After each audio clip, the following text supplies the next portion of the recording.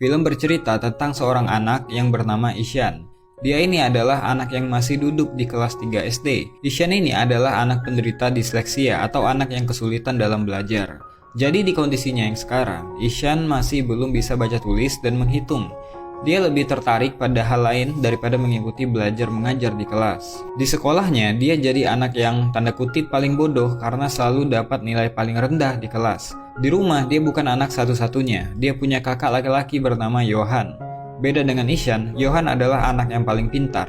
Hampir semua mata pelajaran dia mendapat nilai yang terbaik, bertolak belakang dengan Ishan yang selalu menjadi terbelakang di kelas. Ishan memang tak tertarik dengan pelajaran sekolah, dia lebih tertarik untuk bermain dan menemukan sesuatu yang baru di luar sekolah. Suatu ketika, Ishan berkelahi dengan tetangganya yang bernama Rajit. Rajit kesal karena Ishan melempar bola ke arah yang salah sehingga permainan Rajit dan teman-temannya berhenti. Gak cuman marah-marahin Ishan, Rajit juga memanggil Ishan dengan sebutan idiot. Keadaan pun makin tegang sampai mereka baku hantam. Ishan mendapatkan luka di kepala sedangkan Rajit dapat luka gigitan. Hal ini pun membuat Ishan kesal karena nggak di sekolah, nggak di lingkungan tetangganya, dia dapat perlakuan yang sama. Ketika pulang ke rumah, ternyata emaknya si Rajit datang ke rumahnya, ngomelin orang tuanya Ishan, minta tanggung jawab karena si Rajit luka-luka. Padahal situasinya pada saat itu, Ishan juga mengalami luka yang sama. Bukan ngebela anaknya, si bapak malah langsung nampar Ishan karena bukan sekali ini aja Ishan buat masalah. Bahkan, si bapak mengancam kalau sekali lagi Ishan buat masalah, dia bakal dikirim ke sekolah asrama. Di sekolahnya, Ishan seringkali dimarahi gurunya karena nggak bisa ngikutin pelajaran dengan baik.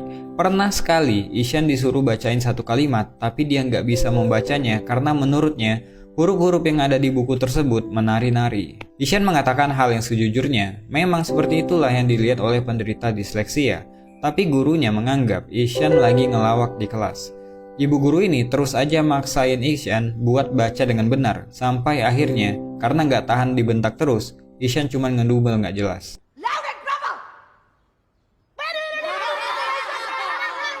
Ya karena hal tersebut, Ishan pun dikeluarkan dari kelas. Karena Ishan anak yang tanda kutip berbeda dari anak yang biasanya, dia pun kerap dibully oleh anak-anak di sekolah, bahkan teman-teman sekelasnya. Setelah jam pertama, dia memilih bolos pada hari itu dan pergi berkeliaran di jalan. Melihat sekitar, pergi kemanapun dia mau, melihat apapun yang dia suka. Di rumah, Ishan memang menunjukkan ketertarikannya pada seni dan dunia hewan. Dia juga suka melukis, menggambar, dan bermain. Pada malam hari, dia bercerita ke kakaknya kalau dia bolos sekolah pada hari itu dan dia nggak takut sama sekali. Bahkan itu menjadi pengalaman baru buat dia. Dia pun meminta bantuan kakaknya untuk menuliskan keterangan absen palsu karena dia bolos pada hari itu. Keesokan paginya di sekolah, gurunya mengadakan ujian matematika dadakan yang membuat Ishan pusing bukan main. Baca aja nggak bisa, nulis juga nggak, ngitung apa lagi. Jadi dia mencoba untuk mengerjakan soal matematika dengan imajinasinya. Ishan pun berhasil menjawab soal nomor 1, tapi imajinasinya untuk satu soal tadi ternyata ngabisin waktu yang lama banget. Sampai waktunya habis, dia cuman bisa jawab satu soal. Udah gitu jawabannya salah lagi. Pada hari yang lain ketika di rumah, dia ketahuan bolos karena bapaknya menemukan surat izin palsu yang Ishan gunakan ketika dia bolos. Dia pun dapat amukan lagi dari si bapak. Bahkan di sekolah, mereka dipanggil oleh kepala sekolah dan guru-guru Ishan. Para guru menjelaskan kepada si bapak dan si ibu betapa bodohnya Ishan ketika belajar di kelas. Kepala sekolahnya pun menyarankan untuk memindahkan Ishan ke sekolah yang lain. Karena Ishan saat ini udah satu kali nggak naik kelas, jadi nggak mungkin nggak naik lagi untuk kedua kalinya. Akhirnya, terpaksa si bapak berencana mindahin Ishan ke sekolah asrama. Walaupun Ishan berusaha untuk menolak hal tersebut dan berjanji akan belajar lebih giat lagi, tapi sia-sia saja karena dia tetap akan dipindahkan ke sana. Mereka sekeluarga pun mengantarkan Ishan ke sekolah sekaligus tempat tinggal barunya. Dengan berat hati, si ibu ngelepas anak bungsunya untuk hidup sendiri di sekolah asrama. Ishan pun memulai hidup barunya di sana. Karena belum bisa beradaptasi, Ishan gak henti-hentinya melamun dan menangis seakan gak percaya dia hidup jauh dari keluarganya. Apalagi dia menganggap bahwa nasib yang dia alami saat ini adalah bentuk hukuman dari orang tuanya karena kenakalan yang dia buat. Di sekolah barunya itu pun, Ishan tetap mendapatkan bulian. Dia masih aja dimarahi gurunya karena dia nggak bisa belajar seperti anak pada umumnya. Nggak ada yang paham sama Ishan yang memang menderita disleksia. Di asrama ini, dia seperti terpenjara di dalam sebuah lingkungan yang gak mendukung. Setiap hari, Ishan hidup dengan bulian dan kemarahan. Apalagi, keadaan udah berbeda dengan yang dulu. Saat ini, kehadiran ibu dan kakak laki-lakinya yang biasanya memberikan kasih sayang padanya udah gak ada. Hal itu pun membuat Ishan stres dan merasa tertekan. Kunjungan orang tua setiap hari Sabtu dan Minggu pun gak mengobati kemarahan Ishan pada nasibnya yang kerap dipanggil bodoh dan idiot. Pada suatu hari, sekolah kedatangan guru kesenian baru bernama Pak Nikum. Kehadiran guru ganteng ini membawa aura yang berbeda untuk sekolah ini. Metode mengajarnya sangat asik dan fun. Baru hari pertama aja, dia langsung dekat dengan murid barunya. Tapi tetap aja, Ishan belum lepas dari stres yang dialami selama tinggal di asrama. Sehingga waktu Ishan lebih banyak diisi dengan merenung dan melamun. Ditambah lagi ketika ibunya menelpon dan mengabari kalau mereka nggak bisa datang pada hari Sabtu nanti karena menghadiri pertandingan final tenis yang kakaknya ikuti, hal itu membuat dia sedih dan nggak ngomong satu kata pun. Pada suatu hari, Pak Nikum melihat Ishan di depan kelas. Mengamati Ishan yang selalu terlihat ketakutan dan tertekan, dia pun menanyakannya pada teman sebangku Ishan yaitu Rajan. Rajan pun bercerita kalau Ishan adalah anak baru yang ingin pulang ke rumah. Dia juga menceritakan kepada Pak Nikum kalau Ishan selalu dihukum karena nggak bisa ngikutin pelajaran. Jadi Pak Nikum berinisiatif mencari buku tugas Ishan dan akhirnya mengetahui bahwa Ishan adalah anak yang memang punya kesulitan dalam belajar atau disleksia. Pak Nikum ini adalah guru yang memang memahami anak-anak karena dia juga mengajar di sekolah luar biasa, tempat anak-anak kurang beruntung, di mana dia di sana udah terbiasa menghadirkan keceriaan untuk anak-anak.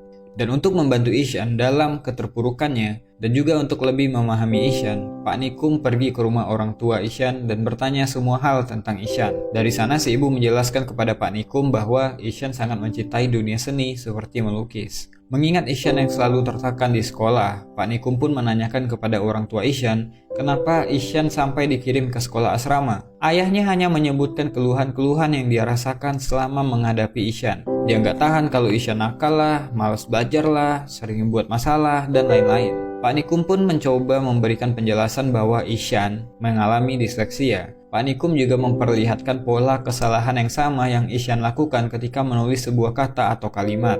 Pak Nikum menjelaskan bahwa Ishan sebenarnya cuman butuh support dan butuh waktu. Namun si bapak malah nggak terima dan tetap menganggap Ishan adalah anak yang malas untuk belajar dan membandingkan Ishan dengan kakaknya yang selalu juara kelas.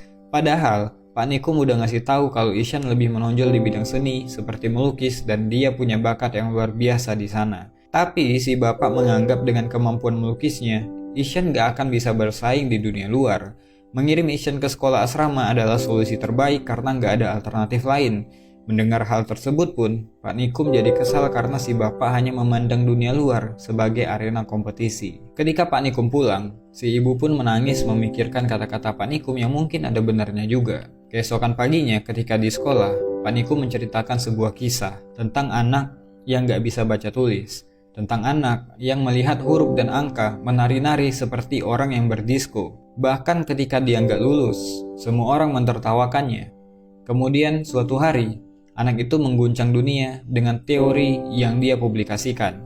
Siapakah dia? Tanya Pak Nikum kepada anak-anak. Ishan pun memasang wajah tegang. Takut kalau guru ini akan membuli kekurangannya lagi dan akhirnya menjadi bahan tertawaan teman sekelasnya. Namun ketika Pak Nikum menunjukkan foto Albert Einstein, Ishan pun kaget. Ternyata yang lagi Pak Nikum ceritain adalah orang-orang jenius.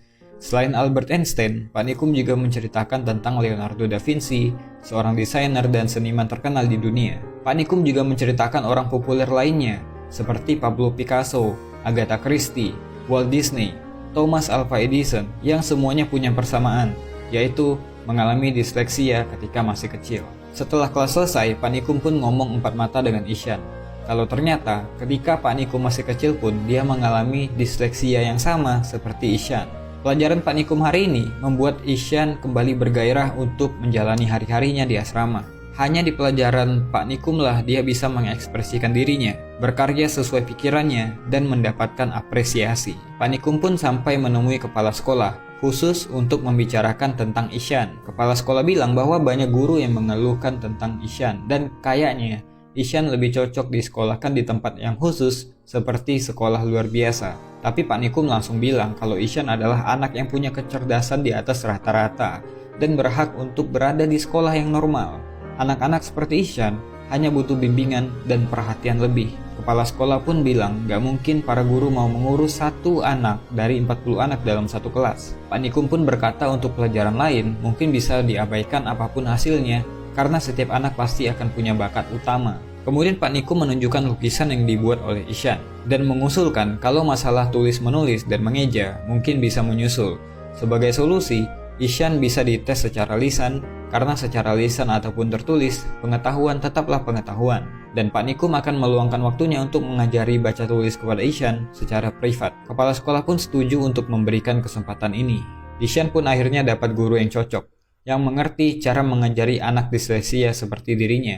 Ishan pun mendapatkan metode pengajaran yang berbeda. Dia pun lebih bersemangat dalam belajar, karena bukan kemarahan yang dia dapatkan, tapi keramahan Pak Nikum yang membantunya dalam mengejar ketertinggalan. Berkat Pak Nikum, kemampuan baca tulisnya pun meningkat dari waktu ke waktu. Suatu hari ketika lagi ngajar, Pak Nikum kedatangan bapaknya Ishan yang kebetulan lewat karena ada bisnis. Maksud si bapak capek-capek nemuin Pak Nikum cuman mau bilang kalau dia dan istrinya udah baca semua artikel tentang disleksia di internet. Hal itu cuma mau nunjukin ke Pak Nikum kalau mereka perhatian sama Ishan. Ternyata si bapak nggak menangkap maksud dari Pak Nikum waktu nyeramahin dia di rumahnya. Pak Nikum langsung ngasih balasan telak bahwa kalau mau ngasih anak perhatian, nggak cukup dengan cara kayak gitu. Anak kayak Ishan juga butuh support. Anak kayak Ishan butuh figur orang tua yang selalu bilang sayang kepada anaknya apapun yang terjadi. Anak kayak Ishan butuh figur seorang ayah yang siap melindunginya kalau terjadi apa-apa sama dia. Si bapak pun langsung sadar bahwa selama ini dia nggak pernah memberikan kasih sayang pada Ishan selain kemarahan atau pukulan jika Ishan nakal. Dia pun pergi meninggalkan ruangan Pak Nikum dengan perasaan malu. Apalagi ketika di luar, dia melihat Ishan yang lagi baca mading, si bapak nggak bisa nahan air matanya. Pada suatu hari di asrama tersebut mengadakan lomba melukis. Semua orang boleh ikut termasuk para guru. Ketika lomba dimulai, Pak Nikum mencari Ishan kemana-mana. Tapi sampai lomba dimulai, Ishan pun gak kelihatan. Ternyata sebelum acara dimulai, saat semua orang masih tidur, Ishan bangun paling pagi dan pergi ke kolam di mana di sana dia mencari inspirasi untuk bahan lomba melukis. Ishan pun datang sesaat setelah acara dimulai. Ishan memproyeksikan pemandangan yang dia ingat menjadi sebuah lukisan yang luar biasa mengagumkan banyak orang. Pak Nikum yang melihat lukisan Ishan pun kagum sama karyanya. Ishan pun juga nggak bisa menahan harunya ketika dia ngelihat hasil lukisan Pak Nikum, ternyata modelnya adalah dirinya sendiri. Dan pengumuman yang ditunggu-tunggu pun tiba. Kepala sekolah mengumumkan bahwa perlombaan ini dimenangkan oleh Ishan. Ishan Nandakishore Awasthi Abdi. Hasil karyanya dinobatkan menjadi karya yang terbaik dan akan menjadi sampul buku tahunan. Ketika orang tua Ishan datang saat bagi rapot, kepala sekolahnya sendiri yang langsung memberikan buku tahunan tersebut dan mengabarkan jika Ishan adalah anak yang spesial dan sekolah itu beruntung memiliki anak murid seperti dia. Orang tua ini juga senang bukan main ketika para guru memberikan laporan kemajuan Ishan di beberapa mata pelajaran, khususnya di bidang kesenian. Melihat Ishan yang kembali bersemangat, ayahnya pun akhirnya nangis juga dan berterima kasih kepada Pak Nikum karena udah membimbing Ishan sampai punya kemajuan. Ishan yang punya gaya rambut kayak Pak Nikum pun berpisah dan akan kembali lagi ke sekolah setelah liburan. Pesan film ini kuat banget untuk nunjukin bahwa memang benar kalau kita mengajari seekor ikan untuk memanjat pohon, maka dia akan menganggap dirinya bodoh seumur hidupnya. Setiap anak memang punya bakat yang unik dan gak mungkin sama dengan anak yang lain. Semoga kita nanti bisa menjadi orang tua yang bijak yang bisa mendukung apapun yang anak kita senangi.